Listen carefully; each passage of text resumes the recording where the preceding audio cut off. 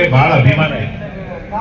ಅವ್ರು ಅವತ್ತೇ ಹೇಳಿದ್ರಲ್ಲ, ಏನಂತ ಹೇಳಿದ್ರಂದ್ರೆ, ನಾನು ಸ್ವಲ್ಪ ಅವಾಗ ಇನ್ನ ದುಡ್ಸೋವ ನಾಗರಾಜ್ ಎದ್ದು ಓಡಾಡ್ಬೇಡಪ್ಪ, ಜಾಸ್ತಿ ಗಲಾಟೆ ಮಾಡ್ಬೇಡ, ನೀವು 98 ಅವಾಗ ನಿಮ್ಗೆಲ್ಲ ಗೊತ್ತಿದೆ ಏನೋ ಗೊತ್ತಿಲ್ಲ, ಅವಾಗ ತಾನೇ ನಾವು ಗ್ಲೋಬಲೈಸೇಷನ್ 94ರಲ್ಲಿ ಮಾನ್ಯ ನರಸಿಂಹರಾವ್ ಕಾಲದಲ್ಲಿ ನಮ್ಮ ಮನಮೋಹನ್ ಸಿಂಗ್ ಅವರು ಆರ್ಥಿಕ ಮಂತ್ರಿ ಆಗಿ ಅಲ್ಲಿಂದ ಜಾರಿ ಆಯ್ತು globalisation, WTO world trade organisation, ಇದೆಲ್ಲ ಗ್ಯಾಟ್ ಡಂಕನ್ ಅಂತೆಲ್ಲ ಬಂತು. ಅವಾಗ ಬಂದಾಗ ಹೇಳಿದ್ರು, ನೋಡಪ್ಪ ಮುಂದಿನ ಕಾಲಮಾನದಲ್ಲಿ ಸ್ವಲ್ಪ ಸೌಂಡ್ ಸರಿ ಮಾಡಕ್ಕೆ ಯೂನಿಯನ್ ಒಂದು ರಿಜಿಸ್ಟರ್ ಮಾಡಕ್ ಆಗಲ್ಲ, ಆ ಪರಿಸ್ಥಿತಿನ ಈ ದೇಶಕ್ಕೆ ತರ್ತಾರೆ. ಯಾಕೆಂದ್ರೆ ಈಗಾಗಲೇ ಶುರುವಾಗಿದೆ, ಬಂಡವಾಳಶಾಹಿಗಳು ಶುರುವಾಗಿದೆ, ಕಾರ್ಪೊರೇಟ್ನವ್ರು ಶುರುವಾಗಿದೆ.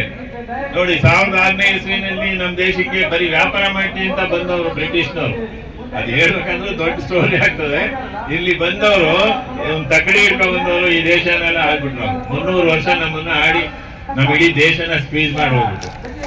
ಹಾಗೆ ನೋಡಿ, ಅವಾಗ ಬಂದವ್ರನ್ನ ಓಡಿಸ್ಬೇಕಂದ್ರೆ ಮಹಾತ್ಮ ಗಾಂಧಿ ಅವರಿಂದ ಇರ್ದ. ಅದಕ್ಕಿಂತ ಮುಂಚಿತವಾಗಿ ನೂರಾರು ವರ್ಷ, ಸಾವಿರಾರು ಲಕ್ಷಾಂತರ ಜನ ನಮ್ಮ ಲೀಡರ್ಗಳು ಅದನ್ನೆಲ್ಲ ಹೋರಾಟ ಮಾಡಿ ಅವ್ರನ್ನ ಆಚೆ ದಬ್ಬಬೇಕಾಯ್ತು. 1947ರಲ್ಲಿ 300 ವರ್ಷ ಆದ ನಂತರ ಓಡಿಸಿದ್ವಿ. ಈಗ ಕೇವಲ 10, 15, 20 ವರ್ಷದಲ್ಲೇನೆ ಅವಾಗ ಅವ್ರು 300 ವರ್ಷ ತಗೊಂಡಿದ್ದ ಟೈಮ್ನ ಈಗ 20 ವರ್ಷಕ್ಕೆಲ್ಲ ಬಂದಿದ್ದಾರೆ. ಏನ್ ಕಾರ್ಪೊರೇಟ್ನವ್ರು ಅಂತೀವಿ, MNC ಅಂತೀವಿ, ಅವರೆಲ್ಲ ಬ್ರಿಟಿಷ್ನವರೇ.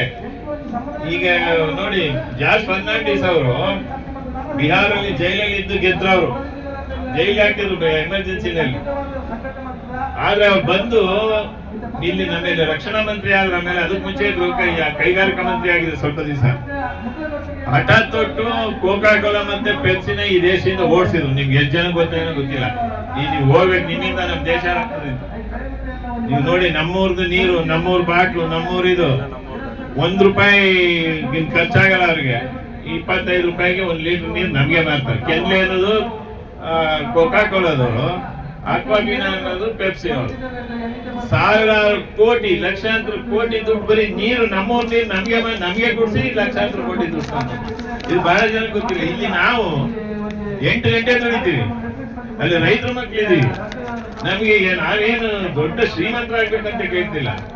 ಸ್ವಲ್ಪ ನಾವು 2 ಹೊತ್ತು ಊಟ, ನಮ್ಮ ಮಕ್ಕಳ ವಿದ್ಯಾಭ್ಯಾಸ, ನಮ್ಗೆ ಅವ್ರಿಗೊಂದು ಔಷಧ ಖರ್ಚು, ಇಷ್ಟನ್ ಕೊಡಿ ಅಂದ್ರೆ ಎಲ್ಲ ನೋಡಿ. ಪ್ರತಿಯೊಬ್ಬರು ಅರ್ಧ ಕಾರ್ಖಾನೆ ಮಾಲೀಕರೆಲ್ಲ ಮಿನಿಸ್ಟರ್ ಇದ್ದಾರೆ, MLA ಇದ್ದಾರೆ, MP ಇದ್ದಾರೆ.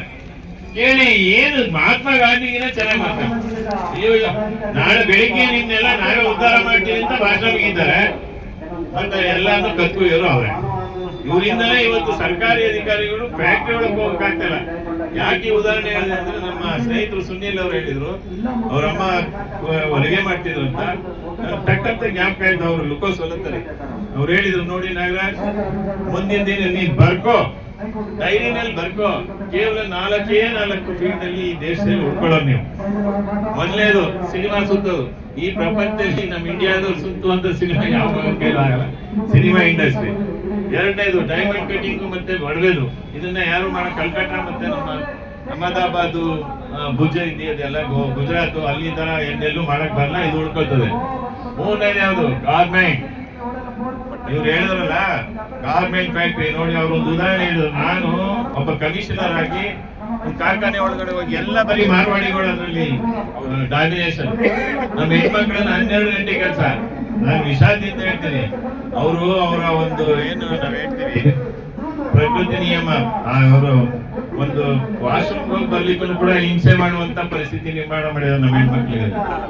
ನಾನೊಬ್ಬ ಕಮಿಷನರ್ ಆಗಿ ಹೋಗಕ್ಕಾಗಿಲ್ಲ ನಾಗರಾಜ್. ನೋಡು, ಗಾರ್ಮೆಂಟ್ ನವರು ಯಾಕೆ ಅಂತ ಹೇಳು. ಅವತ್ತಿನ ಕಾಲದಲ್ಲಿ ಹೇಳಿದ್ರು, ಇವತ್ತು ಜರ್ಮನಿನಲ್ಲಿ ಒಂದು ಪ್ಯಾಂಟ್ ಹೊಲಿಲಿಕ್ಕೆ $50, ಅಲ್ಲಿ ಡಾಲರ್ ಅಲ್ಲ, ಅಲ್ಲಿ ಯೂರೋ ಇತ್ತು, ಯೂರೋ. ಇವತ್ತು $95 ಅಂದ್ರೆ ಸಾಮಾನ್ಯ 50 ಅಂದ್ರೆ $5,000 ಒಂದು ಪ್ಯಾಂಟ್ ಹೊಲಿಯಕ್ಕೆ. ಅವತ್ತು ನಮ್ಮ ಯಾರು ಗಾರ್ಮೆಂಟ್ ಕಾರ್ಖಾನೆ ಮಕ್ಕಳಿಗೆ, ಹೆಣ್ಮಕ್ಳಿಗೆ $500 ಕೊಡ್ತಿದ್ರು ಅವತ್ತು. ಈಗೇನೋ 12,000, 10,000 ಕೊಡ್ತಿರ್ಬೋದು, 15,000 ಕೊಡ್ತಿರ್ಬೋದು. ಅವತ್ತು ಕೊಡ್ತಿದ್ದು $1,000, $1,200, $500ರಿಂದ $1,200 ಇಷ್ಟೇ. ನೀವು ಅದೇ $5,000ಗೆ 5 ಹೆಣ್ಮಕ್ಳು ಒಂದು ತಿಂಗಳು ಪೂರ್ತಿ ದುಡಿತಾರೆ. ಅದರಿಂದ ನೀವು ಬಹಳ ಚೀಪ್ ಲೇಬರ್ ಕಾಸ್ಟ್ ಇರೋದ್ರಿಂದ ಅದು ಉಳ್ಕೊತದೆ. ಇವು 2-3 ಬಿಟ್ರೆ ನೀವೆಲ್ಲ ಪೂರ್ತಿ ಹಾಳಾಗಿ ಹೋಗ್ತೀರಿ. ಇನ್ನೇನು ಎಲ್ಲ ಬಂದು MNC ನವ್ರು ಆಕ್ಯುಪೈ ಮಾಡ್ತಾರೆ. ಬ್ರಿಟಿಷ್ನವ್ರು ಹಿಂಗ್ ಹೋದ್ರು ಇವ್ರು ಹಿಂಗ್ ಬಂದಾರೆ, ವಾಪಸ್ ಬಂದವ್ರೆ ಅಂತ. ಸೊ ಈಗ ಹಾಗೆ ನಡೀತಿರೋದು. ಈಗ ನೋಡಿ ಕಾರ್ಖಾನೆಗಳಲ್ಲಿ ಮುಂಚೆ ಇದು ಅಗ್ರೋ ಬೇಸ್ಡ್ ಇಂಡಸ್ಟ್ರಿ ಎಲ್ಲ ಹಳ್ಳಿ ನಮ್ಮ ಮಕ್ಕಳು ಸರಿಯಾದ ವಿದ್ಯಾಭ್ಯಾಸ ಎಲ್ಲ ಅವ್ರ ಕೆಲಸ ಸಿಗ್ಲಿ ಮಾಡಿದ್ರು. ಒಂದೊಂದು 1200 TCDಗೆ 1,500 ಜನ ಕೆಲಸ ಮಾಡ್ತಾ ಇದ್ದಾರೆ. ಹಾಗಾಗಿ ನನ್ನೆಲ್ಲ ಕಾರ್ಮಿಕ ಬಂಧುಗಳಿಗೆ ನಾನು ಕೇಳ್ಕೊಳ್ಳೋದಿಷ್ಟೇನೆ, ನಿಮ್ಮೊಟ್ಟಿಗೆ ಸಂಘಟನೆಗಳು ಸದಾ ಇರುತ್ತೆ. ನಂದೊಂದೇ ಅಂತಲ್ಲ ನಾನು ಹೇಳ್ಕೊತಾ ಇರೋದು, ಕರ್ನಾಟಕ ಸಂಘಟನೆಗಳ ಒಕ್ಕೂಟ ನಿಮ್ಮೊಟ್ಟಿಗೆ ಯಾವಾಗಲೂ ಇರುತ್ತೆ. ಆ ಒಕ್ಕೂಟದ ಒಬ್ಬ ಪ್ರತಿಷ್ಠಿತ ಕಾರ್ಯಕರ್ತನಾಗಿ ನಾನು ಹೇಳ್ತಾ ಇದ್ದೀನಿ.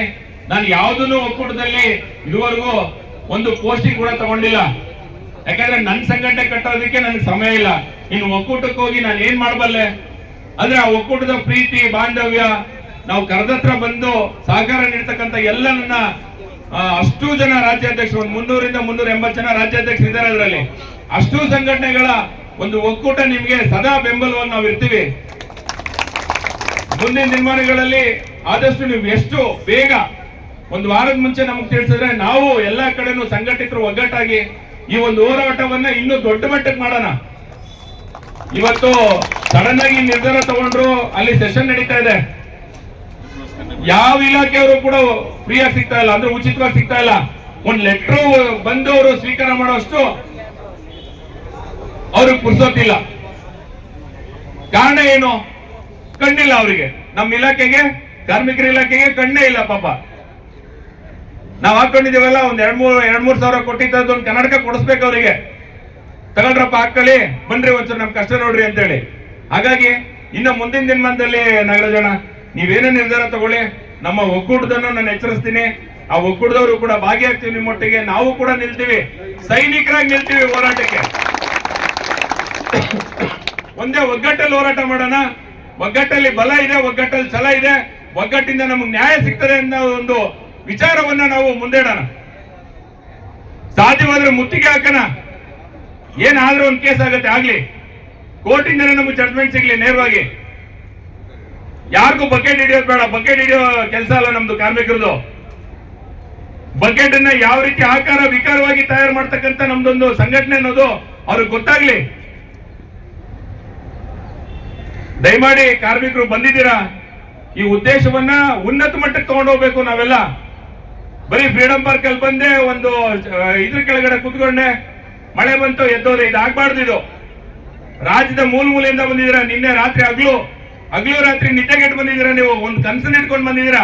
ಈ ಹೋರಾಟದಲ್ಲಿ ಭಾಗಿಯಾದ್ರೆ ನನ್ನ ಸಂಸಾರಕ್ಕೆ ಏನ್ ಸಿಗುತ್ತೆ? ನ್ಯಾಯ ಸಿಗುತ್ತೆ, ನನಗೊಂದು ಒಳ್ಳೆ ವೇತನ ಸಿಗುತ್ತೆ. ಮುಂದಿನ ದಿನಮಾನಗಳಲ್ಲಿ ಹಲವಾರು ಯೋಜನೆಗಳನ್ನ ನೀವು ನಿಮ್ಮ ಮಕ್ಕಳ ಭವಿಷ್ಯಕ್ಕೆ ನೀವು ಏನ್ ಮಾಡಿರ್ತೀರಾ? ಮುಡುಪಾಗಿಟ್ಟಿರ್ತೀರಾ. ನಾನು ದುಡಿತೀನಿ, ನನ್ನ ಮಗನ್ನ ಒಂದು ಇಂಜಿನಿಯರ್ ಮಾಡಿಸ್ತೀನಿ, ನಾನು ಒಬ್ಬ ಡಾಕ್ಟರ್ನ ಮಾಡಿಸ್ತೀನಿ, ಒಬ್ಳನ್ನ ಒಳ್ಳೆ ಕಡೆ ಕೊಟ್ಟು ಮದುವೆ ಮಾಡ್ತೀನಿ ಅನ್ನೋ ಕನಸನ್ನ ಕಂಡಿರ್ತೀರಾ ವೇತನದಿಂದ. ಇದನ್ನ ಯಾರು ಮರಿಬಾರ್ದು. ನೀವು ಒಂದೊತ್ತಿನ ಊಟ ಬಿಟ್ರೆ ಏನೂ ಆಗಲ್ಲ, ಆದ್ರೆ ಒಂದೊತ್ತಿನ ಕೆಲಸ ಬಿಟ್ರೆ ಇಡೀ ಅವ್ರು ಏನು ಕಾರ್ಖಾನೆ ಭವಿಷ್ಯ ಇರುತ್ತೆ ಸರ್ವನಾಶ ಆಗೋಗುತ್ತೆ. ಮರಿಬಾರ್ದು ನೀವು, ಹೌದಲ್ವಾ? ಒಂದೇ ಒಂದು ಹೊತ್ತಿನ ಕೆಲಸವನ್ನ ನಾವು ನಿಲ್ಲಿಸಿ ಅವ್ರಿಗೆ ಧಿಕ್ಕಾರ ಹಾಕಿದ್ರೆ ಅವ್ರ ಇಡೀ ಕಾರ್ಖಾನೆ ಭವಿಷ್ಯ ಏನಾಗುತ್ತೆ? ಕಪ್ಪು ಚುಕ್ಕೆಯಲ್ಲಿ ಸೃಷ್ಟಿಯಾಗುತ್ತೆ. ಅವರು ಪಾಪ ಏನು ಗೊತ್ತಿಲ್ಲ ಮುಗ್ಧರ ಇದ್ದಾರೆ. 4 ಆಣೆಯಿಂದ ಹಿಡಿದು 6 ಆಣೆ ಲೆಕ್ಕವನ್ನ ಅವರು ಕೊಡ್ಲಿಲ್ಲ ಅಂತಂದ್ರೆ ಮುಗೀತು ಭವಿಷ್ಯ ಸಕ್ಕರೆದು, ಹೌದಲ್ವಾ? ಮೊದ್ಲು ನಮ್ಮ ಕಾರ್ಮಿಕರಿಗೆ ನ್ಯಾಯ ಕೊಡ್ಸಿ, ಆಮೇಲೆ ನಿಮ್ ಸಕ್ಕರೆ ಲೆಕ್ಕನ ತಗೊಂಡು ಹೋಗ್ತಾರೆ ಅಂತ ಹೇಳ್ಬೋದು ಅವರು.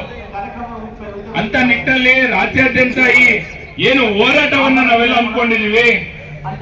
ನಾನು ಒಂದು ಹಗಲು ರಾತ್ರಿ ದುಡಿತಕ್ಕಂತ ಒಂದು ಕಾರ್ಮಿಕ ಬಂಧುಗಳು ನೀವು.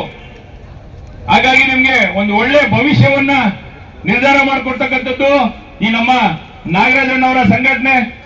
ಇವರೆಲ್ಲರೂ ಸರಿ ಸಮಾನವಾಗಿ ತಗೊಂಡು ನೋಡಿ. ಅವರೊಂದು 15 ದಿನದಿಂದ ನನಗೆ ಕರೆ ಮಾಡಿ ಕೂಡ ಮಾತಾಡಿದ್ರು. ನಮ್ಮ ಪ್ರಕಾಶ್ ಅಣ್ಣವ್ರನ್ನ ಒಳ್ಳೆ ಸ್ಥಾನಕ್ಕೆ ನೀವು ತಗೊಂಡಿದ್ದೀರ ಅಧ್ಯಕ್ಷರೇ, ಬಹಳ ಸಂತೋಷ. ಸಂಘಟನೆಯಿಂದ ಉನ್ನತ ಮಟ್ಟಕ್ಕೆ ಬರುತ್ತೆ ನಿಮ್ದು ಅಂತ ಹೇಳಿದ್ರು. ಅವ್ರ ಭವಿಷ್ಯ ಹೇಳಿದ್ರು. ಬರೀ 15 ದಿನದಲ್ಲಿ ನಮ್ಮ ಪ್ರಕಾಶ್ ಅಣ್ಣನ್ಗೆ ಬೆಳ್ಳಿ ಪದಕವನ್ನ ನಾವು ನೀಡೇ ಬಿಟ್ವಿ. ಯಾಕಂದ್ರೆ ಅವರು ಶ್ರಮ ಅದು.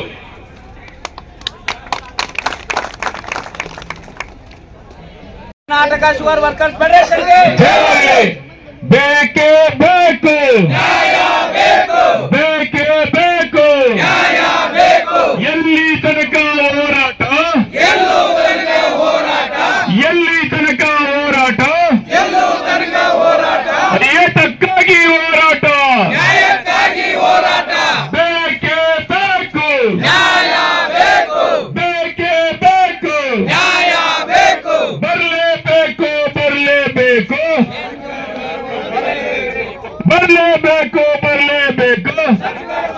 ಬರ್ಲೇಬೇಕು